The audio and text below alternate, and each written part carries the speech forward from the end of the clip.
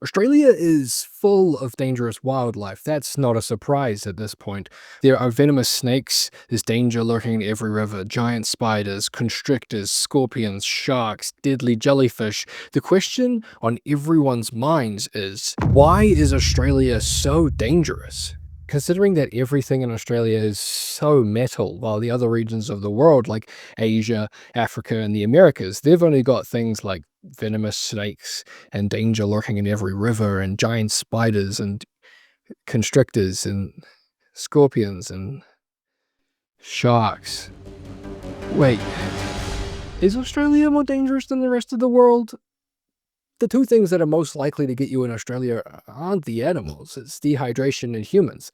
The other continents of the world all have the same kinds of dangerous animals, and sure, Australia has some of the most dangerous versions of them, but Asia, Africa, and the Americas all have something that Australia doesn't. Why doesn't Australia have any big land animals? Maybe the question isn't, why is Australia so dangerous? Maybe it's actually, why isn't Australia more dangerous? Let's explore the land down under, the strange animals that make it home, and I hope you brought sunscreen.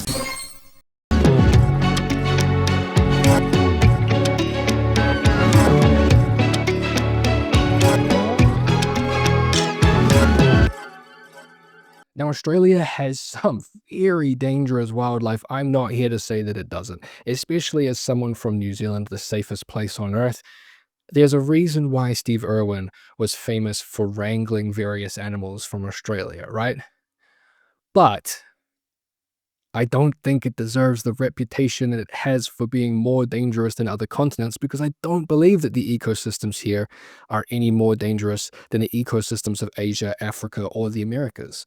First of all, Australia doesn't really have any disease-spreading bugs, as bad as the diseases spread by Australian mosquitoes can get, and they sound awful.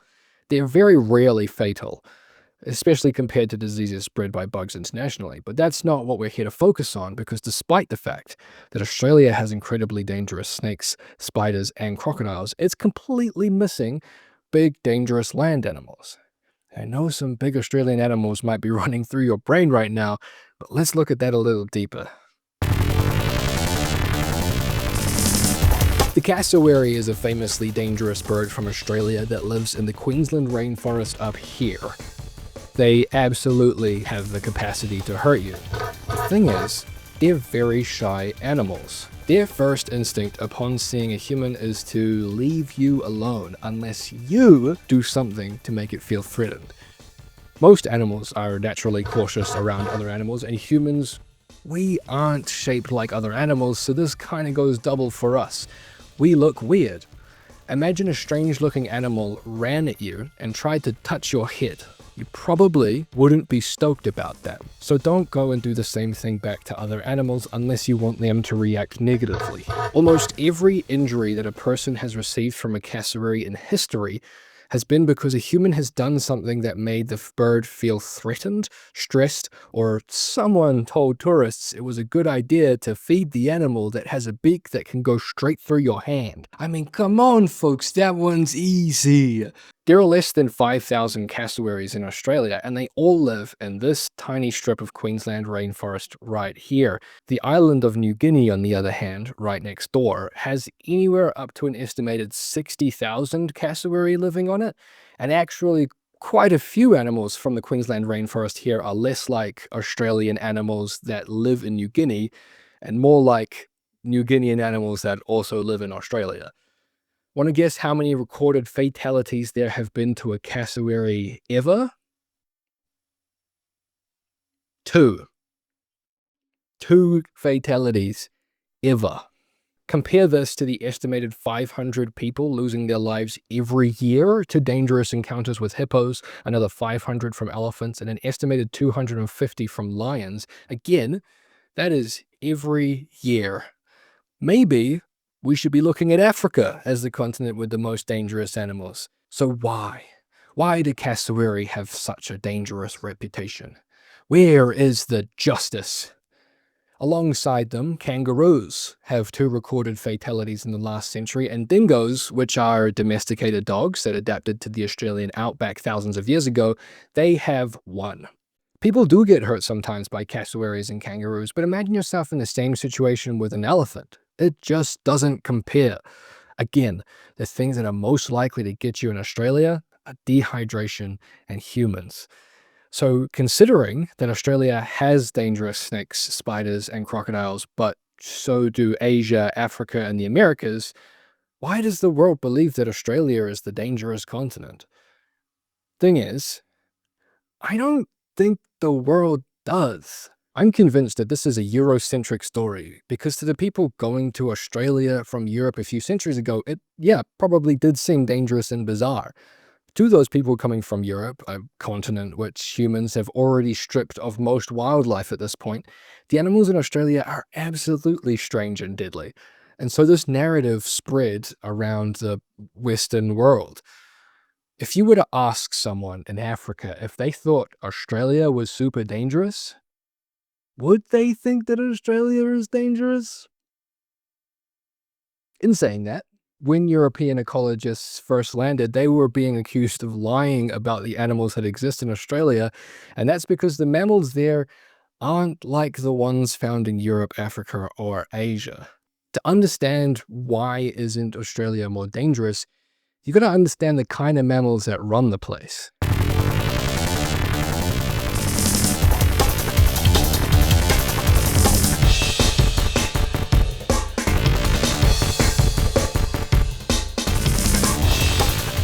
Mammals evolved in a world that was not theirs. The ancestors of all mammals, the synapsids, were the dominant life forms on Earth until the Permian mass extinction, which wiped out more than 90% of known species. We also call this the Great Dying. In the wake of this extinction, some mammal ancestors survived, while a group of reptiles evolved and eventually took over Earth's land. Let's call them dinosaurs. In the shadow of these giants, our ancestors slowly evolved to be nocturnal and avoid predators, with the advantages brought by 3 key traits. 1. We became warm-blooded. 2. We grew fur or hair. And 3. We began producing milk. There are a few reasons why producing milk is such an advantage for mammals. Rather than having our young feed directly on food out in the open where they're vulnerable, adult mammals can go out and eat and then come back to a burrow and use some of that food to feed their young in a safer location. Birds have a different version of this that I'm not going to demonstrate. Milk can concentrate all of the best possible nutrients for a growing child into a single consistent food source. It contains antibodies and immune cells to prepare them for potential diseases and infections, and it doesn't necessarily mean the mother needs to have found food herself, as mammals can continue producing milk when the food is scarce. Milk in mammals comes from the mammary glands, which is where we get the name from. Initially, mammals fed their young milk in dens and burrows, and mothers are pregnant for a long time. But then one group of mammals adapted an alternative means. Imagine a portable burrow, and thus marsupials evolved. A marsupial is a type of mammal. The most notable difference is that they have pouches. Raising your young in a pouch means that you can be more mobile while carrying children. Not just more mobile than living in a burrow, but also more mobile than being pregnant for a long time. Kangaroos are the largest marsupials alive today, and they're only pregnant for about a month before the babies are born and enter the pouch. Marsupios is actually the Greek word for pouch, which is where we get the name from. This is different to the most common type of mammal, which we call placental mammals. If you haven't heard that term before, that's because nearly every mammal on the planet is placental mammal. Placental mammals grow placenta, which is where we get the name from. Placenta is a temporary organ that allows for unborn young to remain in the womb for much longer. This creates more advanced early development than we would see in marsupials. Placental mammals do make up over 90% of mammals, so if you could name a mammal, it's probably placental, including us. Now, despite the fact that these are the most common mammals globally, the only native species of placental mammals in Australia are bats, rodents, and marine mammals like seals. The rest are marsupials, except for these two, which lay eggs, but we don't talk about monotremes on this channel. Marsupials didn't start in Australia. They seem to actually have been successful in South America first, before they moved across what were connected continents at the time into what is now Australia today, where they absolutely flourished and became all of the shapes and sizes that we know and love. I say sizes loosely because, as we know, Australian marsupials don't get that big. So to answer the question of why is Australia so dangerous, we actually need to answer the question of why isn't Australia more dangerous? But to answer the question of why isn't Australia more dangerous, we need to answer the question of why aren't marsupials more dangerous?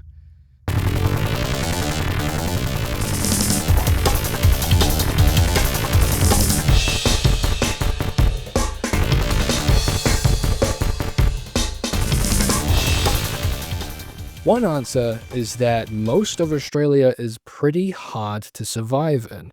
Most of the country, especially inland, is very hot and very arid, which can make it difficult for large herbivores to live there, except that it doesn't, because African elephants are the biggest land animal in the world, and they live in hot, arid environments alongside other biggest land animals in the world, so maybe don't be so silly, okay? The water cycle in Australia, though, it runs under the influence of the subtropical high pressure belt, as we all know.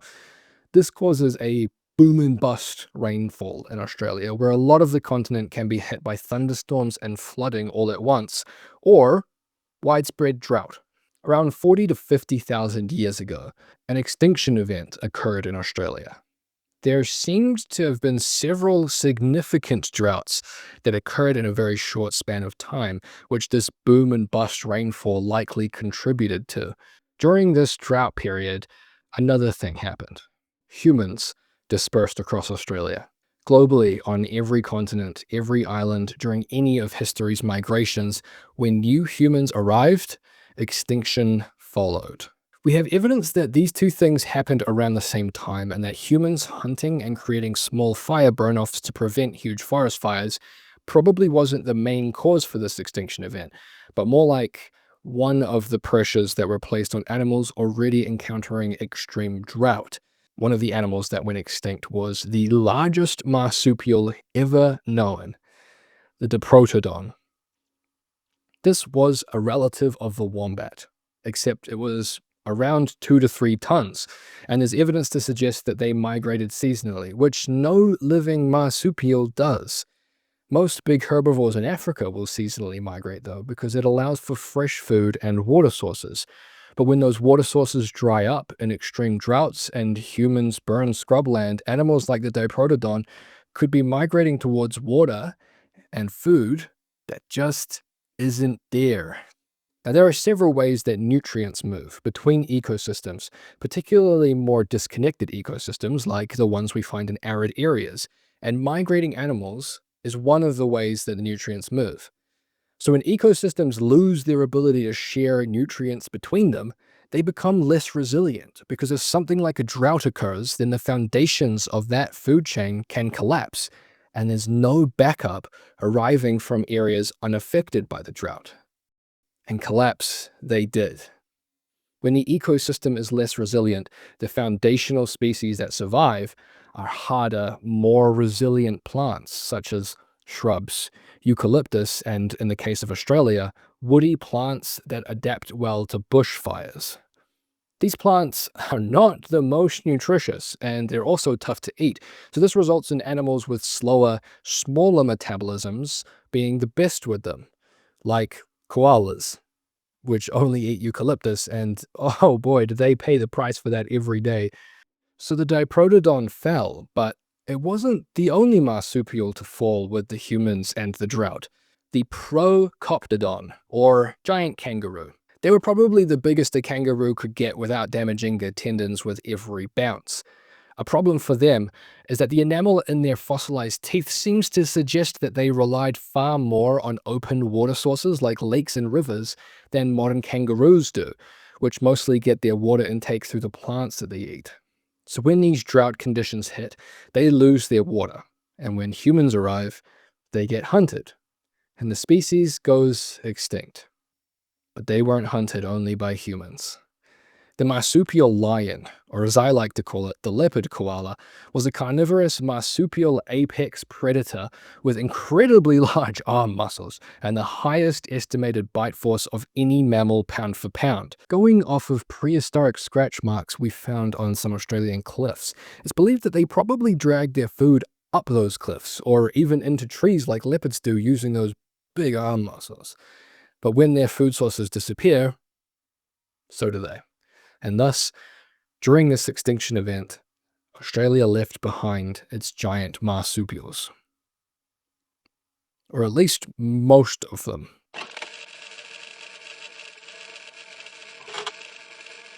This is very real footage of the Thylacine, or the Tasmanian tiger. It's a marsupial and one of Australia's apex predators. They also went extinct on mainland Australia during that same extinction event, but they survived for thousands of years on the island of Tasmania. The Thylacine had an estimated population of 5,000 individuals, which is pretty high for an apex predator on an island of this size. That is, until the Tasmanian government got annoyed that they were hunting their livestock, and they put a bounty on every one of them that you could shoot. Over 2,000 collected bounties later, and the Tasmanian tiger was extinct. Sometime in the 1930s. What this all boils down to is an extinction at the top of an ecosystem.